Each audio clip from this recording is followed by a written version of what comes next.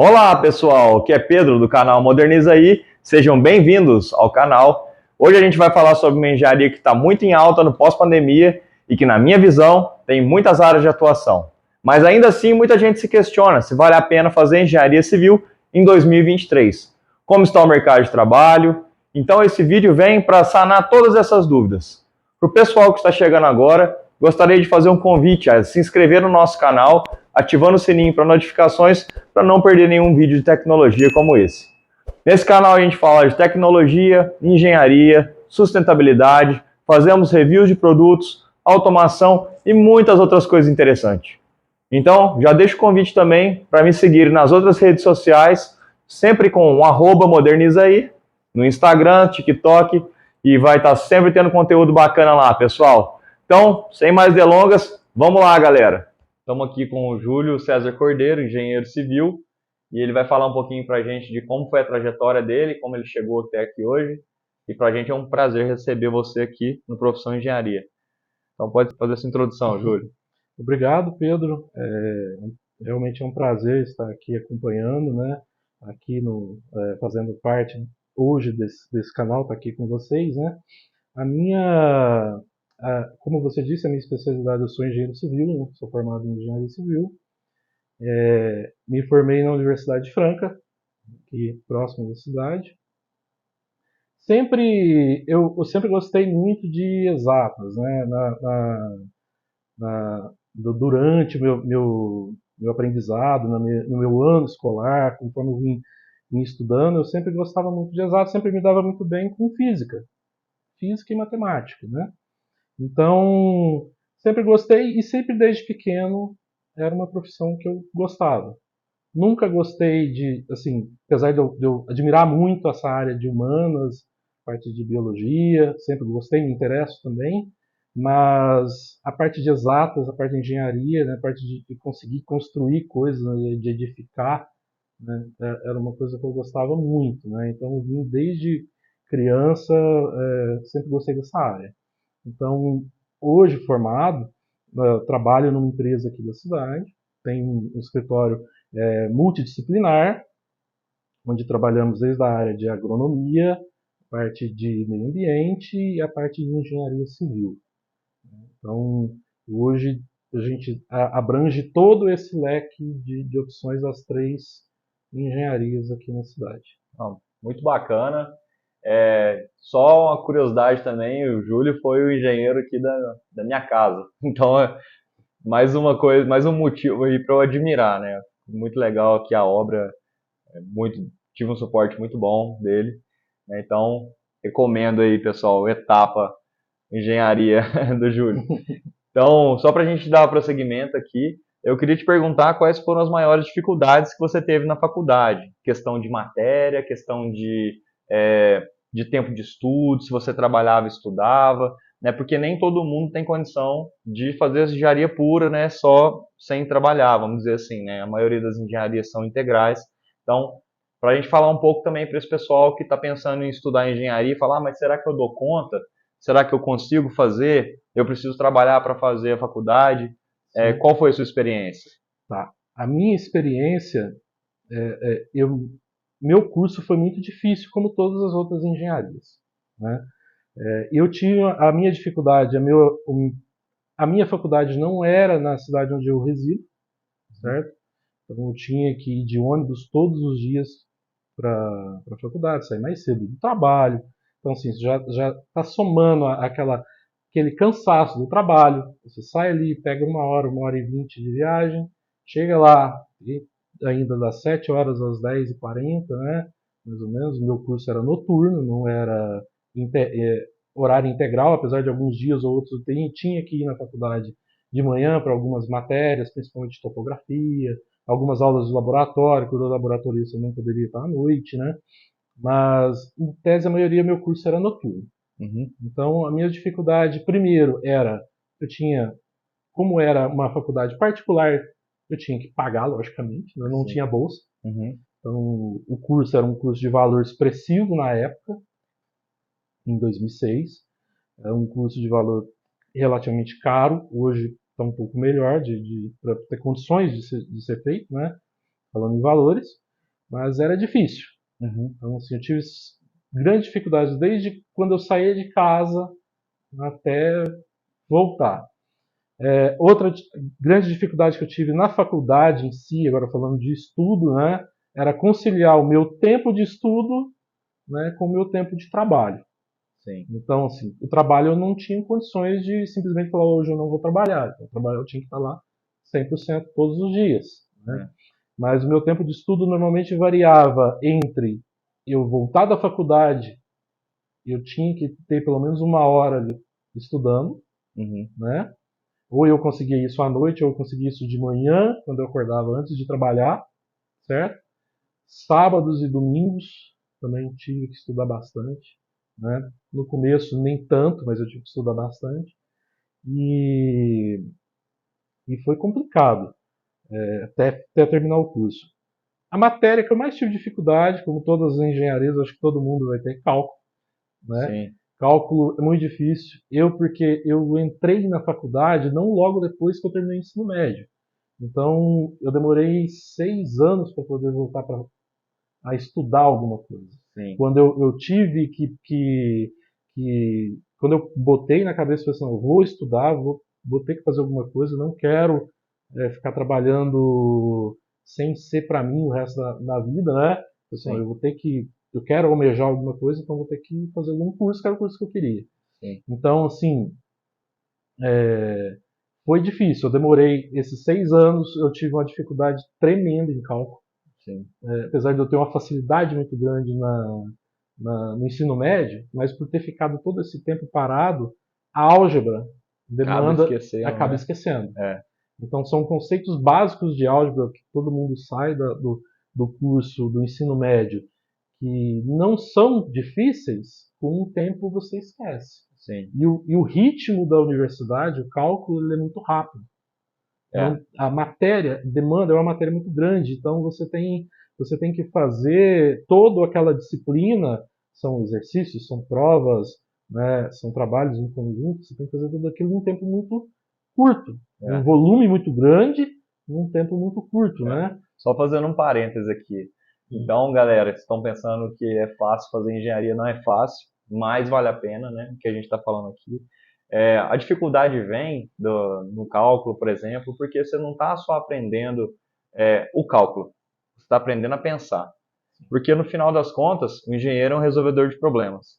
É isso assim que eu vejo a engenharia e acredito que todo mundo que tem vindo aqui tem falado mais ou menos isso, né? Exato. Né? Sendo ele exposto a um tipo de cálculo, você fala, mas eu nem vou usar isso, gente. Mas para que eu tenho que aprender isso aqui? Álgebra vetorial, cálculo tridimensional, geometria analítica, nem vou usar isso, não sei o quê. Você pode até não usar naquele momento, mas você vai aprender a pensar de uma maneira diferente que lá na frente vai te servir para resolver algum tipo de problema. Né? Então, por isso que eu acho bonito da engenharia, né? Gosto muito disso porque a gente aprende a pensar. Você concorda? Exato. Você aprende a pensar e aprende a resolver problemas rápido.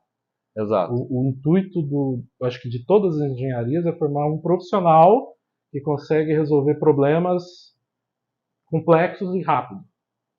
Você está na minha profissão, por exemplo, se estiver tocando uma obra governamental, você tem alguns milhões na mão ali que você precisa resolver algum problema rápido. Por exemplo, um engenheiro químico também numa fábrica, às vezes tem algum problema ali, ele tem que conseguir resolver isso de forma rápida. Então, nós somos formadores aí somos profissionais que resolvem problemas, né? Então nós sempre, todos os clientes que nos procuram querem resolver problemas. Exato. Então a faculdade, ela ensina isso pra gente, é difícil, é complexo, mas ao mesmo tempo é prazeroso. Sim. Então a próxima pergunta aqui seria mais relacionado a obras, né? Assim, depois do Covid, eu acho que veio um boom de construção, até mesmo durante o Covid, né? Como você vê esse aumento, né, de demanda de obras, né? A gente vê onde vai nas cidades, assim, vê bastante gente construindo, né, fazendo casa, levantando prédio, fazendo obra, praticamente tudo quanto é lugar, está muito difícil de achar bons profissionais. Como você vê essa expansão e também já ia puxar outro gancho no aumento de preços, né? Porque é nítido que teve um aumento de preços aí pós-pandemia, né? Como você Sim. vê esse fato? Sim, quando ocorreu a pandemia, quando iniciou a pandemia, né, ocorreu um fato aí que foi um problema na economia em geral, certo? Qual que é o que parte que faz a construção civil na economia? Né? Você está investindo, certo? Então, quando deu o problema da Covid-19, que começou toda essa pandemia, lockdown, fechar, qual foi o primeiro pensamento? Para tudo. É, Para tudo. Então, desencadeou um problema terrível. Aí que entra parte de inflação, é, né? Falta de matéria-prima, material que já tinha começou a ficar caro, né? A demanda ficou grande, a oferta pequena, consequentemente o preço subiu, é, e já puxando o gancho da segunda pergunta, realmente foi isso que aconteceu. Né? Isso. Hoje está normalizando, mas normalizando não quero dizer que está normalizando preço. Está normalizando essa escalada de aumento expressivo que nós tivemos de 2020 para 2021. é, De 2021 para 2022 subiu, menor, é. com percentual menor, e 2023 está com uma previsão de se manter estabilizado, Uhum. né, essa questão de preços aí de materiais. Consequentemente, conforme essa parte de saúde foi ficando um pouco mais liberal, essas questões de vacina, e o pessoal começou a voltar a trabalhar, todos os empreendimentos que estavam parados voltaram à ativa. De uma vez, De uma né? Todo vez. mundo Todo veio. mundo volta, então É. por isso que você vê esse boom de construção, todo mundo está construindo, mas na verdade estava Demanda reprimida, vamos isso, falar assim. tava paralisado, né? Tinha paralisado, o pessoal estava com medo de investir.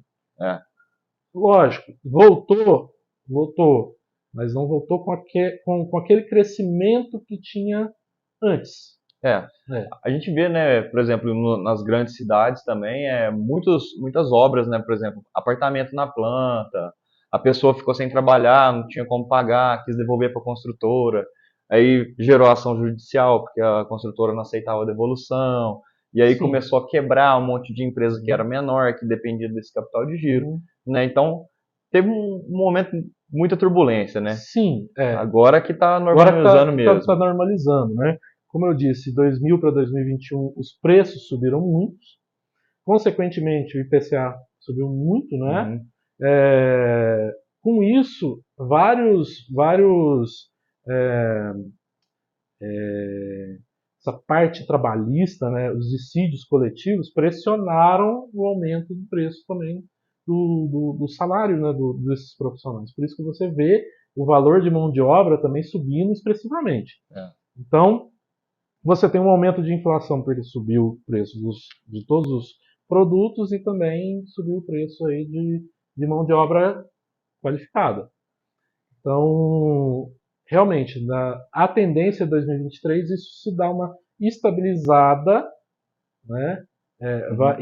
Esses valores, esses preços vão ter uma estabilizada, mas não quer dizer que isso vai abaixar a curto prazo. A Certo. tendência é, conforme a economia vai se reaquecendo novamente, esses valores vai entrando, essas construções vai entrando em ritmo novamente, novas construções, não estavam paradas, novas construções vão entrando em ritmo, matéria-prima vai voltando ao mercado, isso vai abaixando, Baixando o consequentemente preço. vai aquecendo mais a economia. Né? Certo. Hoje, a parte de construção civil está assim, começando a entrar nos eixos novamente. Tá, muito bacana. Uma outra coisa que eu queria perguntar é sobre como você vê o empreendedorismo na engenharia civil, né? No caso, você falou que tem uma empresa que é multidisciplinar, então você empreende na área de engenharia civil, né, em outras áreas. Sim. Essa pergunta eu faço, mas só para dar um contexto, é porque muita gente acha que a gente tem que trabalhar só para os outros, né? Tem que trabalhar para alguma empresa que quer buscar aquele emprego ali que no final do mês está ali certo e tal, e existem outras alternativas, né? Existe. Muitas pessoas questionam o fato assim, vale a pena fazer engenharia civil ou qualquer outra engenharia em 2023? Então, né, porque direto eu pego um Uber e o cara sou formado em engenharia, tal, não sei o quê. Então, essa seria assim a minha pergunta, né? Vale a pena fazer engenharia civil no caso, e quais as alternativas, né? Quais os campos da engenharia civil que a pessoa pode explorar? Certo. É, eu acho sim, apesar de ter aí um grande problema de ter muitos profissionais na área que não estão trabalhando efetivamente na profissão, vale a pena, desde que você se especialize em uma determinada área. Você pode se especializar fazendo pós-graduações, mestrados, ou se não, você trabalhar com profissionais gabaritados. Por exemplo, um aluno vai fazer engenharia civil porque ele gosta de cálculo estrutural. Então, o que ele pode fazer?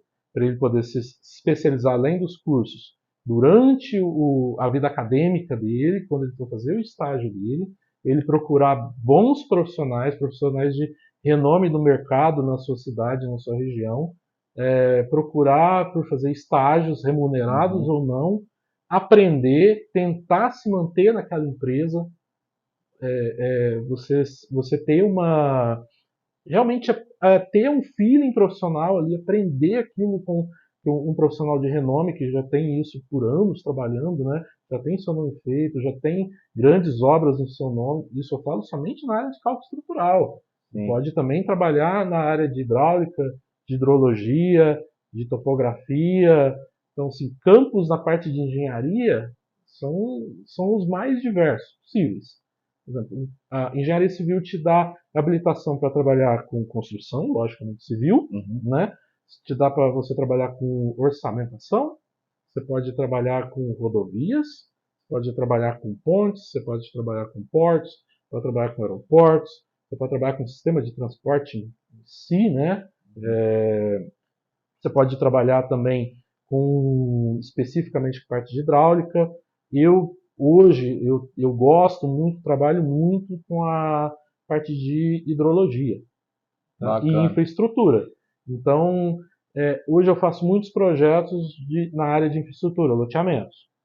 Então, eu consigo, a parte que eu mais gosto, que eu mais domino, é hidráulica.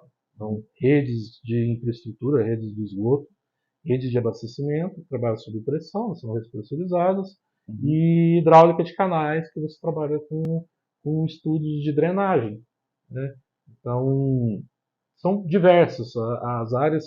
O engenheiro civil pode trabalhar também. Eu tenho muitos conhecidos que trabalham em banco, que trabalham em áreas administrativas, justamente pelo que a gente conversou anteriormente, perdão. Temos uma facilidade muito grande para resolver problemas, principalmente essas questões financeiras e organizar a equipe. Então, assim, você tem uma ampla, uma variedade muito grande de áreas que você pode trabalhar. Isso. Só puxando um gancho aqui, galera, uma coisa muito interessante, um vídeo que eu fiz, vai sair em breve, também sobre a construção do Eurotúnel, né, que está relacionado com obras e perfuração, que é a minha área, né. Então eu vou estar mostrando como funciona uma grande perfuratriz, né, um pouquinho da história do Eurotúnel, que, como o pessoal não sabe, é um túnel que é por baixo do mar, que liga a Inglaterra à França. Então, não deixe de acompanhar, já deixe seu like no nosso vídeo, segue o canal e acompanha também nas outras redes sociais, no Instagram, no TikTok, a gente está sempre aí colocando coisas interessantes de tecnologia, ok? Então, só para a gente fechar, Júlio, hoje, se você fosse engenheiro civil formado, né, e assim, recém-formado, sem experiência, qual seria seu conselho para essa pessoa? O que você acha que a gente deve buscar aqui para o futuro do mercado, 2023 para frente aí? Quais seriam as grandes oportunidades da engenharia civil? Certo. Como eu disse, né, existem muitos profissionais formados. A grande maioria se frustra justamente pela questão anterior que a gente estava discutindo. Tem medo de empreender.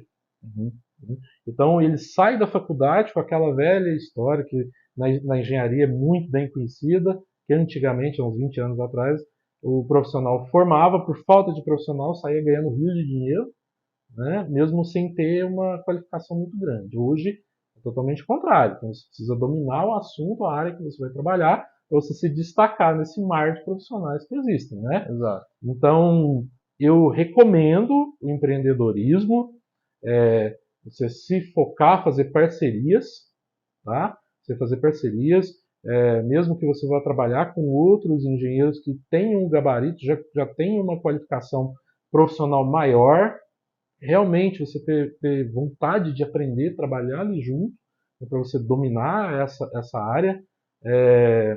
Se não der certo de estar trabalhando junto, com certeza você vai ter depois domínio para ter sua própria empresa, com o tempo de você construir. Nós sabemos que empreendedorismo no Brasil é difícil, mas não é impossível. Sim. Então, assim, se você tendo força de vontade, querendo aprender, se qualificar, você consegue se destacar.